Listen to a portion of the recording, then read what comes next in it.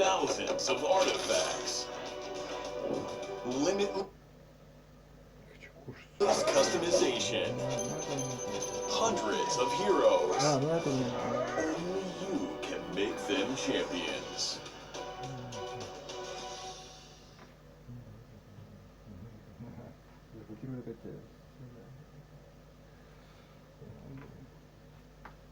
Каждый вечер, когда его уходим, я переживаю очень о нем. Боюсь, что ничего не случилось с ним.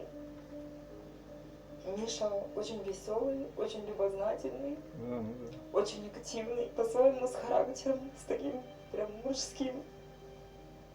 Боюсь, чтобы не было поздно. То уже некого будет спасать. Мне страшно даже об этом думать. Я хочу, чтобы он жил. Я не представляю своей жизни без него, без его улыбки, когда я укладываю его спать. И он меня крепко-крепко обнимает. Я знаю, что я сделаю все, чтобы справиться, потому что я не смогу без него жить. Это все выдержать. Но это очень страшно. Многие специалисты, к которым мы обращались, просто не сталкивались с подобной проблемой и не могли нам ни в чем помочь. Мишин случай очень редкий. Такое встречается только у одного ребенка на 500 000. Я проехала полмира, чтобы найти нужных специалистов. Нашли клинику, в которой нам действительно могут помочь, у которых есть опыт.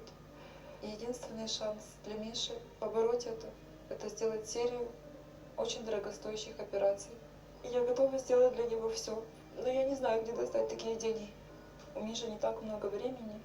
Мне страшно думать о том, что может быть. Я хочу спасти его сейчас, пока мы можем еще это сделать. Прошу вас помочь Мише. Не игнорируйте моего ребенка. Не дайте мне его потерять из-за денег.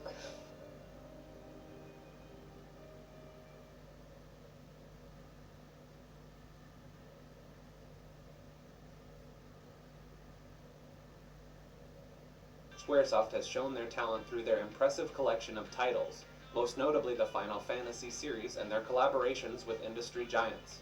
They also have more niche and controversial titles in their arsenal. This game in particular was once considered for the plotline of Final Fantasy VII, or could have also served as a sequel for Chrono Trigger.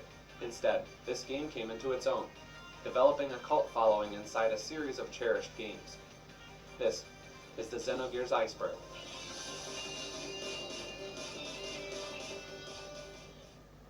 The original pronunciation. Many people, myself included, thought the name of the game was pronounced with the letter ZE, as in Xenogears. However, the original trailer dictates it's pronounced Xenogears. Zeno. Johnny Ocean in Gears. Xenogears. Step away from the gear. Many people believe it can be pronounced in either form. Almost a different game. Xenogears was originally developed with Final Fantasy VII in mind. The script was submitted to Squaresoft and was rejected for being too dark and complicated. Then at a later point, it was almost used as a potential Chrono Trigger sequel too, but this was also rejected as an idea.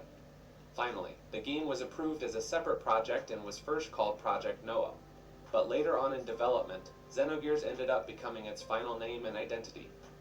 Another interesting note is that since the game was originally thought to be a Final Fantasy, summons were once planned to be included in the game. Poorly localized, Xenogears was translated by only a single person called Richard Honeywood. The project was extremely difficult to translate due to the fact that only one person worked on it, and the game had a very large amount of text that had to be localized. The very first thing that had to be changed was a bunch of religious themes so that the game does not offend Western audiences. And themes of sexual abuse were heavily toned down too. Furthermore, there are unintended mistranslations of certain dialogue and many grammatical errors that can be found as well, although the person who worked on the localization cannot be blamed for the overload of work he was given. It's still unfortunate that such a cult classic is forever stuck in this state. Back and forth Final Fantasy references, since Xenogears is originally meant to be Final Fantasy VII. It's no surprise that the two games feature several references to each other. A poster of the iconic Tifa Lockhart can be found on a bedroom in the Solaris area of the game. On the other hand, Cloud Strife mentions Xenogears and the song Small Two of Pieces. Not only that, but there are also Final Fantasy VI references in Xenogears, as certain characters in the game have similar names to those in FF6. spiritually succeeded, although Xenogears is the game that started it all. It's unfortunately the one most ignored in the larger Xeno meta-series of video games. Instead of receiving a sequel which was planned but never greenlit, Xenogears went on to have a spiritual successor called Xenosaga, which was a small franchise for some years with a couple of different games in the PlayStation 2 era. Then finally, the series evolved into Xenoblade Chronicles, which is a well-known Nintendo exclusive not many people know is related to the PS1 classic. Alice's wedding dress.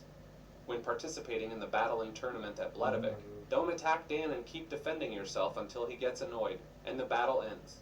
As he leaves, he will give you his sister's wedding dress, and any playable character in the game, including the males, can wear it. Uncomfortably dark. The Final Fantasy series has several mature themes in it too, but there's still a limit to how dark it can be since it is meant to appeal to a wide audience that enjoys fantasy video games. Xenogears is the exact opposite, and it's filled with strong themes such as the anima and animus, art, classism and racism, culture, abuse, free will, religion, genocide, existence, mental health, morality, sexuality, trauma, transhumanism, and various sexual atrocities. It surprises many people that the game did not receive a mature rating for just how far the narrative is always willing to go. Religious and psychological themes. Since the game is controversially deep, it's only natural that fans have been theorizing about it and analyzing what certain things in the game's narrative meant. The first thing that can be said about the game is that it deals with philosophical and psychological issues, taking inspiration from the works of Friedrich Nietzsche, Sigmund Freud, and Carl Jung, to name a few. These examples can be seen in the ideologies of the characters and the game's world, as there is a lot of deep text in the game to uncover. The second thing is religion and the cynicism that the game shows towards it. Many characters in the game claim that religion or God do not exist, and that religion is something that is used to control the masses. And it even goes a bit darker than you would expect, as religious figures in the game are shown to be preying on refugees and children who seek them out for help. Even one of the more toned-down discussions in the game, such as Sophia saying that faith in God should be found within oneself, seems to hint towards a dismay for those who try to show off their faith or practice it in masses. The game strongly says that religion and those who gain power through it should be regulated, as leaving them unexamined can cause many problems. Когда я досчитаю до одного, произойдет маленькое волшебство. Юр, это поразительно. Всему можно найти логическое объяснение. Юрий Иванович, говорит, вы чудеса творите. Мне нужно с этим как-то разобраться.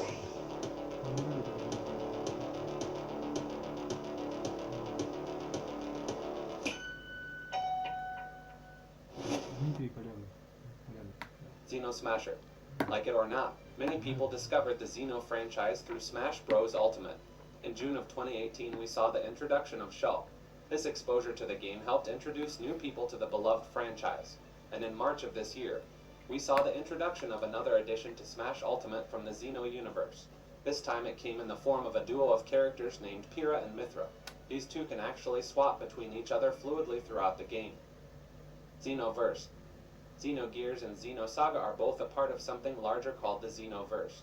It could be considered a sci-fi remake of the Bible, as a long and epic story about the beginnings, endings, and meanings of the local universe and the human conditions within it. The Xenoverse consists of three major story arcs that are taking place thousands of years apart.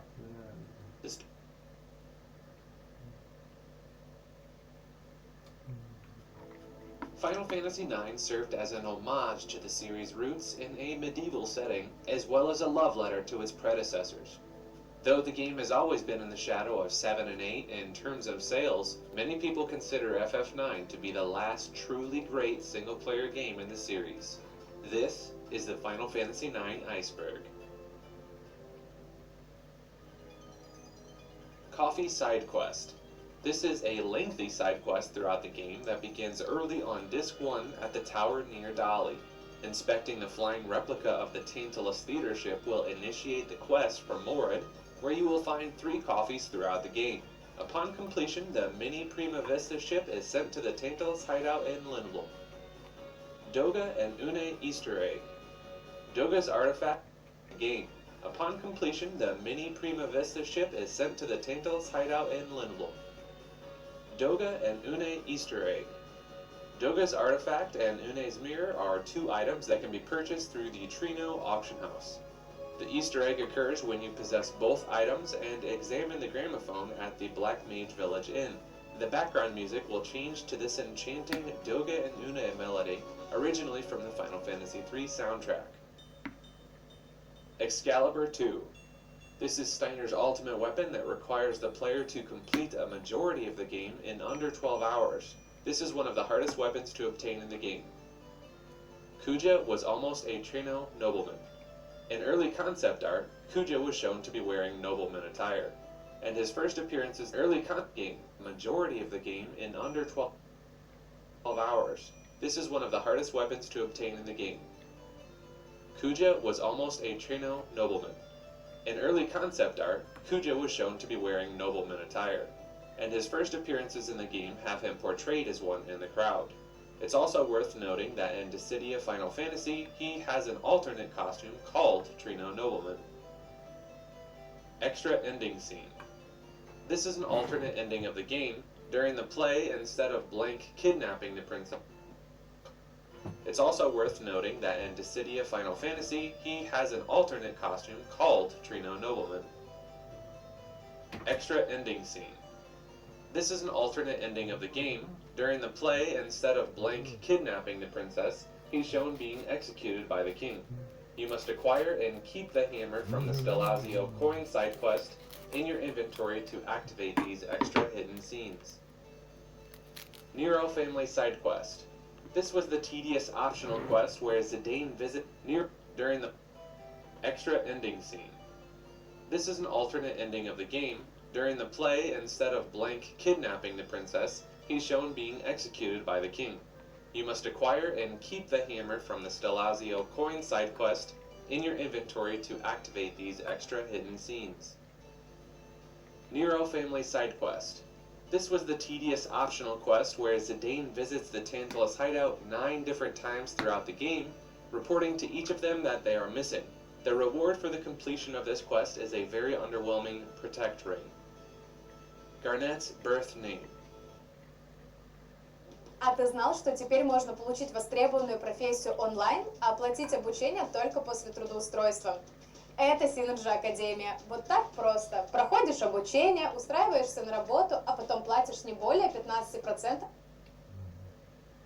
Through a specific set of movements and actions in Medain Sari, you can unlock a hidden text that reveals Garnet's real name, Sarah. Blackjack minigame. After you complete the game, you can access an Easter egg minigame where you play this version of Blackjack, otherwise known as 21. FF9 is Sakaguchi's favorite FF game. The creator of the Final Fantasy series himself has stated that FF9 is his favorite among all his creations. His reasoning is that it's the closest to what he envisioned for the Final Fantasy game to originally be. The game was literally developed with the intention of capturing the spirit of the first 5 games with the most cutting-edge technology available. FF9 Uematsu's favorite OST. During production, this prolific composer requested to be sent to Europe to engulf himself in the European castles and architecture to take inspiration from the game's medieval feel. Upon his arrival from the trip, he became consumed by the project and worked tirelessly to create the longest Final Fantasy soundtrack at that time. This was the final game in the series that Uematsu composed himself, and it was said that he poured so much of himself into the game's soundtrack that he couldn't keep up, and this was the famous composer's favorite Final Fantasy soundtrack to create. PS2 port. Final Fantasy soundtrack to create. PS2 port. The PlayStation 2 actually came out before Final Fantasy IX came out for the original PlayStation. Despite much discussion of the development cycle for PS2, the creators opted for one last hurrah on the platform that took them from good to great. Early concept art. You can too great. Early concept art. You can definitely see the early Final Fantasy style in the game's early concept art. It also had a bit of a darker feel than the game ended up with. Unused ATE. Darker feel than the game ended up with. Unused ATEs. There are a number of unused assets, dialogues, scenes, and minigames. Some include the Moogle Debug menu entry, the Cut Balloon minigame that can be accessed via hacks, and a handful of ATE scenes that have only been accessed with a hack that was released later specifically to access these hidden dialogues. Unused music tracks. There exist several tracks that were replaced throughout the game's journey, including new themes for the Black Waltz, as well as a different version of the main theme. FF9 Beta Discs. Certain magazines would offer trial discs with the purchase of their magazine. This entry refers to a magazine accidentally being shipped out with early beta versions of the game instead of trial discs. Unused Shrine Guardian battles. Near the end of the game, you split into 4 teams to defeat 4 Shrine Guardians. However, you end up only fighting one Guardian with Zidane and Quina. The battles with the other 3 Guardians were originally included in early versions of the game, but for unknown reasons the other Guardians never made it to the final version. Scrapped endings. The developers of the game had apparently changed the ending of it 7 different times, as they could not agree on how the game should properly end. On an earlier version of the game, Hades was reported to be the game's end boss instead of Necron. FF9 was almost a spin-off game. Final Fantasy IX took such a departure from 7 and 8 that they originally considered not even including the game as a main entry to the series. However, they wanted to have the final single-digit game in the series to end full circle with a game that mirrored the original installments of the series. Unused bad ending.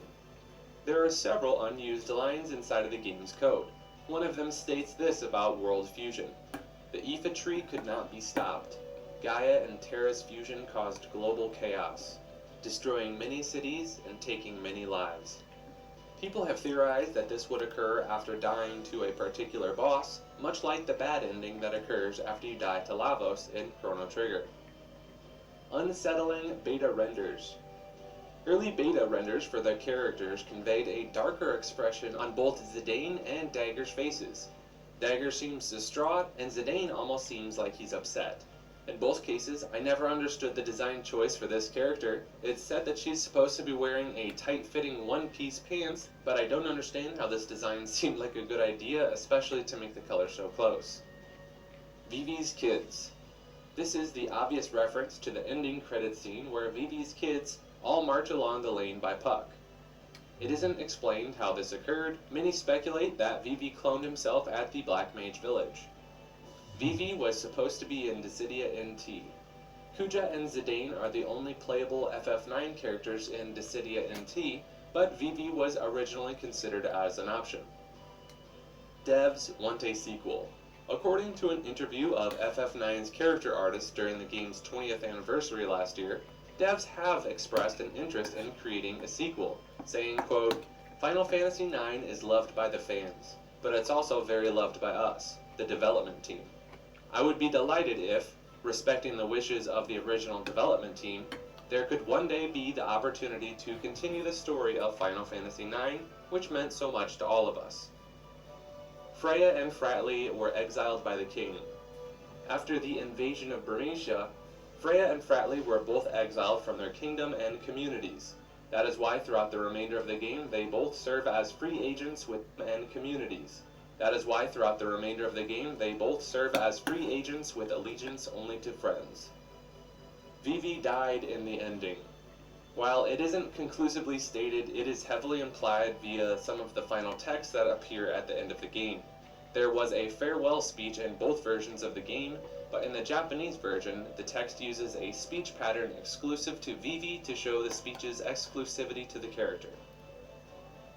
Scrapped realistic art style. Rumors exist that early in the game's concept stages, the team originally intended on making the game look realistic in style. Square lost the source code. After launches of games, it wasn't uncommon for game companies to not keep track of their source codes. There wasn't much